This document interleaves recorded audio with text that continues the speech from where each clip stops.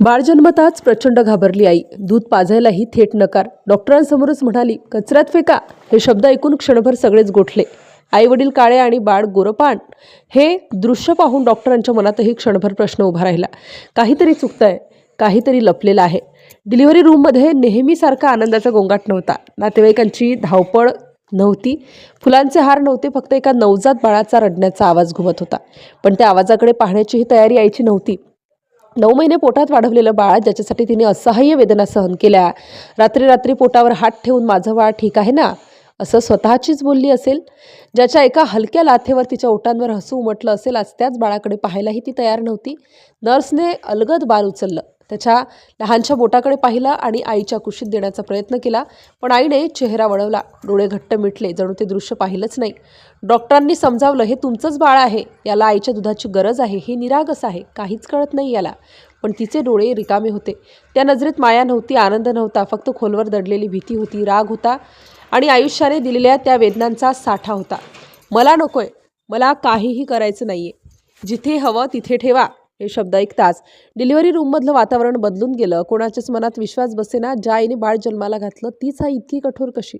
बाळाला श्वास घ्यायला त्रास होत होता, त्याचा रंग बदलत होता. डॉक्टरांनी क्षणाचाही विलंब न करता त्याला तात्काळ विशेष विभागात हलवलं.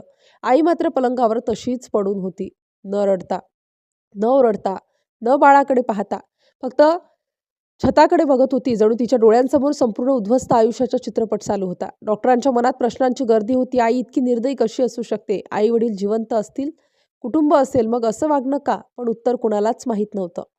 रात्र झाली, रुग्णालयात शांतता पसरली, पण त्या शांततेतही बाळाच्या रडण्याचा आवाज ऐकू येत होता. आई मात्र शांत होती. ती शांतता साधी नव्हती, त्या शांततेत एक भयानक वेदना लपलेली होती. दुसऱ्या दिवशी पुन्हा समजावण्याचा प्रयत्न झाला. तिला बाळाचा फोटो दाखवण्यात आला. तिच्या तब्येतीबद्दल सांगितलं गेलं. हे ऐकताच तिच्या डोळ्यात पाणी आलं, पण होठ थरथरले. शब्द बाहेर आले नाहीत. शेवटी तिने नजर खाली घातली आणि हळू आवाजात एक वाक्य बोलली, ज्याने सगळ्यांच्या काळजाला तडा गेला. माझ्या आयुष्यात आधीच खूप काही तुटलंय, आता अजून ओझं नको. तेवढ्यावरच ती थांबली. पण त्या एका वाक्यामागे अनेक न बोललेल्या कथा होत्या. ते 2 दिवस रुग्णालयात कुणीही नीट झोपलं नाही. बाळासाठी तर इतर महिलांनी दूध दिलं, नर्सेस त्याच्याशी बोलत होत्या, डॉक्टर त्याच्या तब्येतीकडे लक्ष देत होते. आई मात्र स्वतःशीच झुंज देत होती. भूतकाळ, वर्तमान आणि भविष्य तीनही गोष्टी तिला गिळून टाकत होत्या. हळूहळू तिचं मन उघडायला लागलं आणि मग समोर आली एक अशी कहाणी, ज्याने डॉक्टरही गप्प झाले. हे बाळ एखाद्या चुकीचं फळ नव्हतं, तर परिस्थितीने भरडलेलं सत्य होतं. तिचं लग्न तिच्या इच्छेने झालेलं नव्हतं, पण तिने नात्याला मनापासून स्वीकारलं होतं. पतीवर विश्वास ठेवला होता, ज्याच्यावर भविष्य उभारलं होतं. पण गरोदर असतानाच तो विश्वास तुटला, तो निघून गेला होता. तिला एकटं सोडून 4 महिन्यांची गर्भवती असताना आईवडील आधीच नव्हते. सासरच्यांनी पाठ फिरवली. कोणाच्याही घरात तिच्यासाठी जागा उरली नव्हती. पोटासाठी परक्या घरात काम करणं भाग पडलं. लोकांचे टोमणे, संशयाच्या नजरा, अपमान, सगळं सहन करत ती जगत होती. प्रसूतीकडे गावाकडे निघाली, पण वाटेतच वेदना सुरू झाल्या आणि नियतीने तिला इथे आणून उभं केलं. त्या क्षणी तिला बाळ नव्हे, तर स्वतःचं उद्ध्वस्त आयुष्य दिसत होतं. पण 2 दिवसांच्या समुपदेशनानंतर एक गोष्ट तिच्या मनात ठसली.